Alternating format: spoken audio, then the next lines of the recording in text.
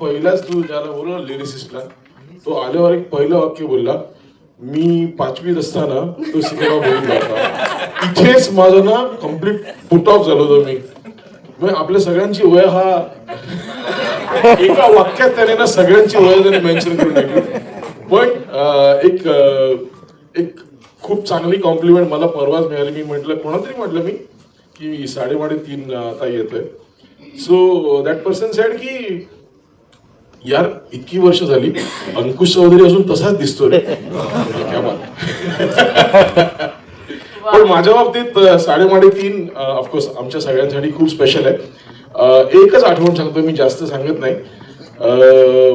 पण that is very special for me.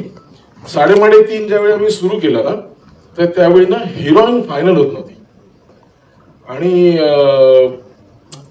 अशी पाहिजे रे, तशी पाहिजे रे. बरं, आपले दोन्ही हिरो, आपले डिरेक्टर जे होते ते हिरो होते ना, त्यामुळे त्यांचं हिरोईनचं जे सिलेक्शन कास्टिंग जे आहे ते इतकं चुझी होतं ना की बऱ्याच मुलींच्या ऑडिशन्स झाल्या. पण फॉर्च्युनेटली असं झालं की मी ज्या दिवशी लेन्स टेस्ट करतो, त्यावेळी फिल्मवर शूटिंग व्हायचं ना, तर लेन्स टेस्ट करत होतो. लेन्स टेस्टसाठी कॅमेरा मागवला होता. आणि तेव्हा एक सुंदर मुलगी आली ऑडिशनसाठी. आणि तिची ऑडिशन मी घेतली, त्या कॅमेरावर घेतली. आणि व्ह्यू फाइंडर मध्ये बघितलं मी अंकुशला म्हटलं अंकुश स्टार आहे बस. आणि दॅट वॉज अमृता खानविलकर. आणि जेव्हा अमृताचा इंट्रोडक्शनचा सिक्वेन्स होता, ते गाणं आहे अंधाराची रात, त्याच्यात अमृताचा इंट्रोडक्शनचा शॉट आहे. आणि तो पहिला शॉट ज्यावेळी तिला लाईट अप केलं ना मी, एकच लाईट तिच्या फेसवर आला. आणि मी परत एकदा म्हटलं की यार हिला कुठूनही लाईट आहे, सुंदरच दिसते रे. आणि ते अजूनही सत्य आहे की अमृताला कुठूनही लाईट द्या, ती कशी सुंदरच दिसते. पण ह्या सिनेमाच्या बाबतीत कसं झालं ना की ह्या सिनेमाची हिरोईन ऑलरेडी स्टार होती.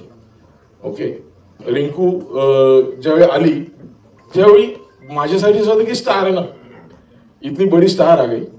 तर जेव्हा रिंकूच्या इंट्रोडक्शनचा शॉट होता त्यावेळी मी तिला सांगितलं की बघ रिंकू, तुझं करिअर झालंय या एका शॉटवर.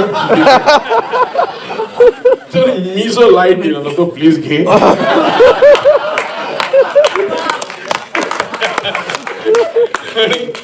बाय गॉड ग्रेस तिला माझ्या करिअरची चिंता आहे, त्यामुळे तिने ऐकलं आणि तिने तो लाईट घेतला.